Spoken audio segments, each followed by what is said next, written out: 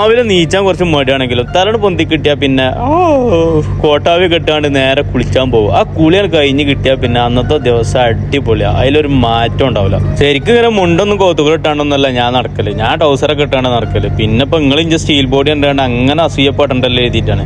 ഇവനാകെ കുറച്ച് താടി ഉണ്ട്. ആ താടി വെത്തി മിനിക്കാണ്ട് നന്നാക്കുന്ന പരിപാടിയാണ്. പിന്നെ നേരെ പോയിണ്ട് കുളി എന്ന് പറഞ്ഞാൽ ആ ദിവസത്തെ ആകെ ഒരു കുളിയില്ലത് നല്ല കുളികാരം ആവും. ചേട്ടാ സോപ്പൊക്കെ കണ്ണക്കായ പിന്നെ ഒന്നും പറയണ്ട. 2 നേരം കുളിക്കുകയാണെങ്കിലും തല അനക്കൂല, ഒരു നേരം തല അനക്കുള്ളൂ. അല്ലെങ്കിൽ ഉണ്ടല്ലോ തലയത്തെ മുടിയൊക്കെ ഗൾഫാരെ മുടി മാതിരിയാവും. ഓൽമ്പ അതിനെ കൊണ്ട് രാവിലെ ഡ്യൂട്ടി വെച്ചും. രാവിലെ ഡ്യൂട്ടി കഴിഞ്ഞ് വന്നാണ്ട് കുളിക്കണീന് മുന്നേ ഡ്രസ്സൊക്കെ അലക്കാണ്ട് തോരടും. അതായത് വൈകുന്നേരം ഡ്യൂട്ടിക്ക് പോകാനാകുമ്പോഴത്തേനും നല്ല ഉണങ്ങി നല്ല വടി പോലെ ആയിട്ടുണ്ടാവും.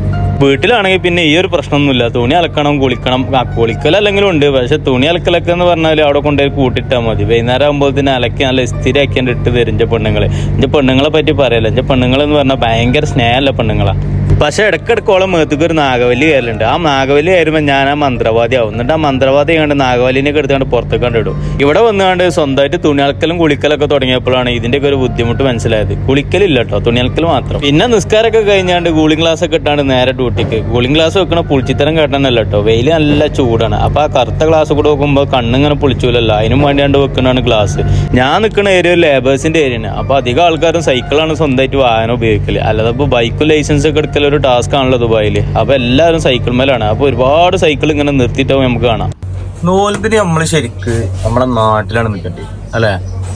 അതാണ് അതിന്റെ ഒരു ഫീലിങ്. ആ നോൽമ്പൊക്കെ തുറന്നിട്ട് കുറച്ച് നിസ്കാരം കഴിഞ്ഞിട്ടുള്ള സടക്കം, അത് കഴിഞ്ഞിട്ട് ആ തറാവിക്ക് അറിയാണ്ടില്ല പോക്ക്, അത് ആ തറാവിക്കൊന്നും പോകാതെ അങ്ങാടി കൂടെ ഇങ്ങനെ തെണ്ടി ഇറക്കലും എന്നിട്ട് നട്ടപ്പാതയ്ക്ക് കയറി തരലും, പലിച്ചക്ക് നീച്ചലും, ആ മുരിങ്ങാത്താളിപ്പും, ആ മത്തഞ്ചാറും, ആ സ്രാവും ഒക്കെ പാടെ എല്ലാം വെളിച്ചലും, ചേടാ ഒക്കെ മിസ്സാണ്.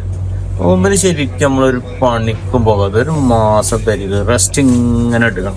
അതാണ് അതിൻ്റെ ഒരു ഇത് അല്ലേ. ഗൾഫിൽ വന്നതിന് ശേഷം എൻ്റെ ആദ്യത്തെ റംസാനാണ്. ഞങ്ങളെല്ലാം നോമ്പറക്കൽ ഇങ്ങനെയാണ്. ഒരു സൂപ്പറാണ് പിരിച്ചും. 2 ടേബിൾ അല്ലെങ്കിൽ 3 ടേബിളൊക്കെ കൂട്ടി വിരിച്ചാണ്ട് ഇവിടെ കണ്ടോ കസ്റ്റമേഴ്സ് ഒരു സൈഡിൽ ഇരിക്കുന്നുണ്ട്.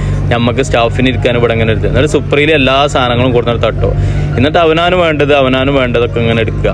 ഫ്രൂട്ട്സും പൊരികളും അതുപോലെ ജ്യൂസും ലൈമും അങ്ങനെ ചെയ്യാണ്ട് ഒരുപാട് ഐറ്റംസ് നമുക്കുണ്ട് കേട്ടോ. പക്ഷെ എന്താ വെച്ചാൽ ഞാൻ അധികം കഴിക്കലില്ല. ഞാൻ ഫ്രൂട്ട്സും അധികം നല്ല സാധനങ്ങൾ മാത്രമേ നോമ്പ് തുറക്കുമ്പോൾ കഴിക്കുള്ളൂ. പിന്നെ കുറച്ച് കഴിഞ്ഞിട്ടാണ് പിന്നെ കഴിക്കുക.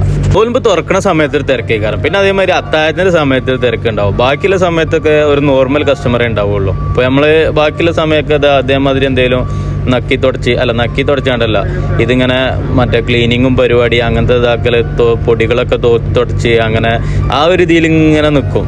ഞാൻ പിന്നെ മെയിനതിനെ കൊണ്ട് ഞാൻ അങ്ങനത്തെ പരിപാടികളൊന്നും നിൽക്കലില്ല. ഇപ്പം നിങ്ങൾക്ക് ഉള്ളിൽ കയറുമ്പോൾ കാണാൻ പറ്റും ഒരു കുറച്ച് കസ്റ്റമറുള്ളൂ, 2-3 കസ്റ്റമറുള്ളൂ കാര്യമായിട്ട്.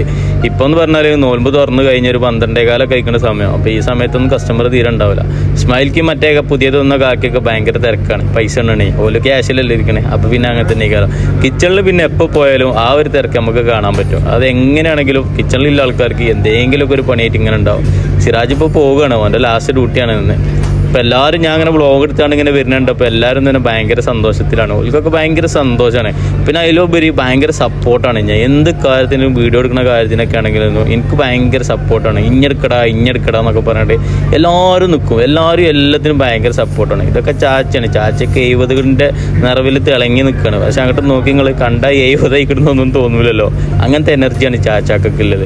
ഇവനും അത് ചാച്ച ഡാൻസ് കളിക്കണ്ടാണ്ട് ഇവനുണ്ട് കളിക്കണേ. പക്ഷെ ചാച്ചാൻ്റെ ഡാൻസിൻ്റെ അത്ര എത്തിയിട്ടില്ല അവൻ്റെ ഡാൻസ്. പിന്നെ പറഞ്ഞാൽ ഈ കിച്ചൻ്റെ ഉള്ളിൽ കൂടെ അങ്ങോട്ടും ഇങ്ങോട്ടും തേരാപ്പാര എടുക്കുമ്പോൾ ഇവർക്കൊക്കെ വീഡിയോ എടുക്കണ കാണുമ്പോൾ അത് അവിടെ വന്നാണ്ട് ഇത് നോക്കടാ ചിക്കൻ വെന്തിക്കണോന്നൊക്കെ. ഞാൻ ആ ചിക്കൻ നേരത്തെ വെള്ളത്തിലിട്ടാണ് പോയതാണ്. ഇത് വെന്തിക്കണോ നോക്കടാന്നൊക്കെ പറഞ്ഞു. അതിൽ ഞാൻ പറഞ്ഞു വെന്തിക്കണേ അത് എടുത്താണ്ട് ആ വെള്ളത്തിൽ തന്നെ എടുത്ത് വെച്ചലാ, ബാക്കി ഞാൻ വന്നിട്ട് ചെയ്തോളാം എന്നൊക്കെ പറഞ്ഞാണ്ട് ഞാനത് മെയിനായി. എന്നിട്ട് പിന്നെ ഏതായാലും വീഡിയോ വൈൻഡപ്പ് ചെയ്യുന്നതിന് മുന്നേ ഇഞ്ച മുഖം ഒന്ന് കാണിക്കണമല്ലോ, അതിനും വേണ്ടിയാണ് ഇഞ്ച മുഖം അങ്ങനെ കാണിക്കുക. അപ്പോൾ ഓൻ പറഞ്ഞു എടാ ഞാൻ കോഴി കഴിക്കണമെന്ന് കാട്ടി കൊടുക്കടാന്നൊക്കെ പറഞ്ഞിട്ട് ഓൻ പിന്നെയും വിട്ടു. ഇവരൊക്കെ പാകിസ്ഥാനികളാണ്. കുറച്ച് 2-3 ആൾക്കാരും മലയാളികളും ബാക്കി കുറച്ച് ബംഗാളികളും പിന്നെ കുറച്ച് പാകിസ്ഥാനികളും. അപ്പോൾ എന്തായാലും ബാക്കി നാളെട്ടോ.